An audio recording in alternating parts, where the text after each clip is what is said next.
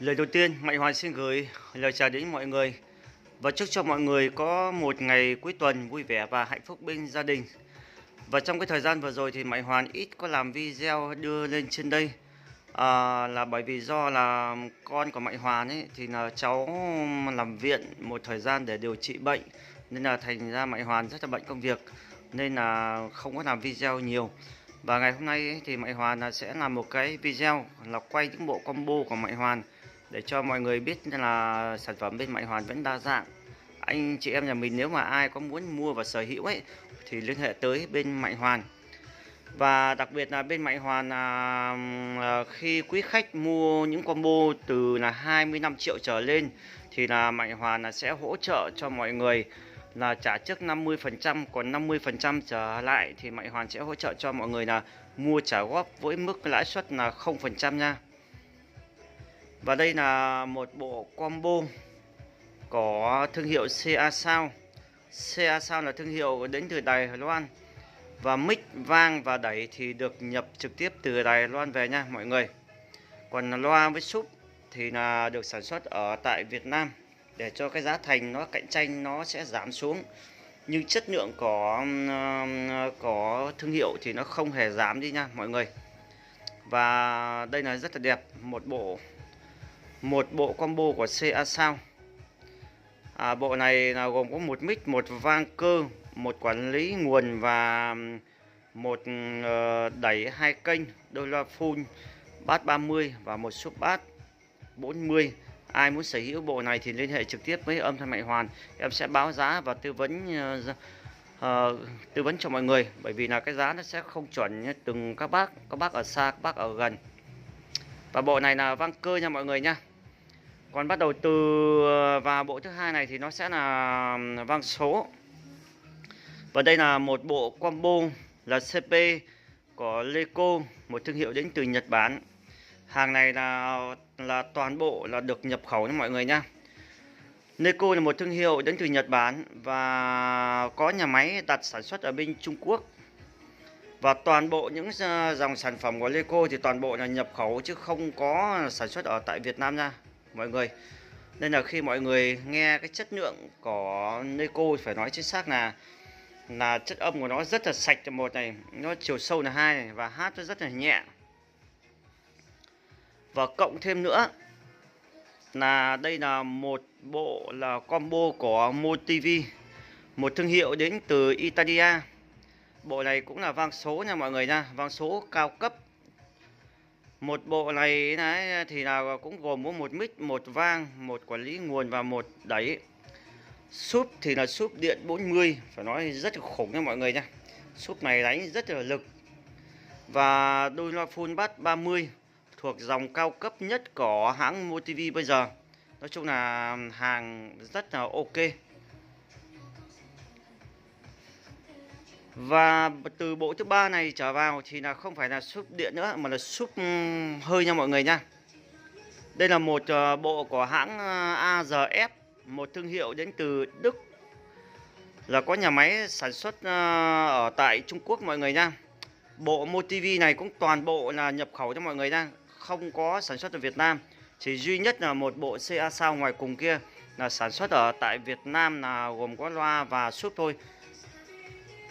Và bộ AZF này là toàn bộ nhập khẩu.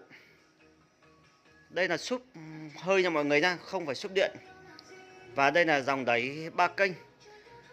Và tất cả những bộ combo của bên Mạnh Hoàn ấy, anh chị em nhà mình nếu mà ai muốn sở hữu bộ nào thì liên hệ trực tiếp qua âm thanh Mạnh Hoàn, em sẽ tư vấn và báo giá kỹ cho mọi người. Và trong đây nữa là một bộ nữa là có thương hiệu CAVS, một thương hiệu đến từ Mỹ. Và đặc biệt nữa là cái thương hiệu CAVS này đó thì là đang có hai mặt hàng. Một là mặt hàng sản xuất ở tại Việt Nam và một mặt hàng là vẫn nhập khẩu từ Trung Quốc vào. Nhưng mà combo này của Mạnh Hoàn ấy thì toàn bộ là nhập khẩu từ Trung Quốc nha. Là CAVS, một thương hiệu của Mỹ nhưng mà nhà máy thì đặt ở Trung Quốc. Và có một số sản phẩm sau này thì người ta đưa về Việt Nam, người ta sản xuất để hạ giá thành. mà bộ này của Mạnh Hoàn thì không hề có là cái nào là sản xuất ở tại Việt Nam, toàn bộ là hàng nhập khẩu nha mọi người. Bởi vậy cho nên là nhiều người thắc mắc là tại sao cũng một đôi loa như thế mà tại sao mua những nơi khác nó sẽ rẻ hơn khoảng độ vài triệu, mà mua ở chỗ bên Mạnh Hoàn thì nó sẽ đắt hơn một vài triệu. Ở cái chỗ là một đôi mà sản xuất tại Việt Nam thì giá thành nó sẽ giảm đi khoảng độ 4 đến 5 triệu. Còn nếu mà sản xuất ở tại Trung Quốc, hàng nhập khẩu thì nó không hề rẻ. Và tiếp tục đây nữa là một thương hiệu đến từ Anh Quốc, Vasic, một mặt hàng khá cao cấp, phải nói chính xác là đẳng cấp. Những quán bar hay là những phòng hát hay là những hội trường ấy, người ta dùng hãng này rất là nhiều. Tại vì cái mức chịu đòn của hãng Vasic này nó rất là mạnh. Vasic với AGF kia thì nói chung chịu đòn nó rất là mạnh. Và đây cũng là súp hơi cho mọi người nha. Em quên mất cái bộ CAVS này cũng là súp hơi mọi người nha, không phải súp điện, đẩy 3 kênh. Và đây là dòng Vasic Anh Quốc. Một bộ này cũng đều có là mic vang số, là quản lý nguồn, đẩy và súp hơi. Một đôi loa full bass 30 nhưng mà ngược lại là thuộc hệ hàng khá khủng. Đôi này là đôi đang là mặt hàng là cao cấp nhất của Vasic. Và Vasic thì không có đẩy 3 kênh, là chỉ có đẩy 2 và 4 kênh thôi. Cho nên là em đang dùng con đẩy 4 kênh này. 2 kênh đánh cho loa full, 1 kênh đánh cho sub. Còn 1 kênh thì có thể là anh chị em nhà mình về thì có thể là đấu thêm nữa, chẳng hạn đường center, hay có thể là đấu thêm một đôi loa nữa, vẫn ok. Và rồi anh chị em nhà mình ai muốn sở hữu một trong những bộ combo như vậy thì liên hệ trực tiếp qua âm thanh Mạnh Hoàn, sản phẩm chính hãng. Và số điện thoại của em là 035 và 883 8899. Địa chỉ của em là 174 Đông Thái, Vĩnh Bảo, Hải Phòng. Và bên em là một thương hiệu nha, cho nên là làm việc thì người thật việc thật, cho nên là không có phải như bán hàng online hay là bán xong là xong đâu, bán xong vẫn phải bảo hành. Và địa chỉ rõ ràng nha mọi người.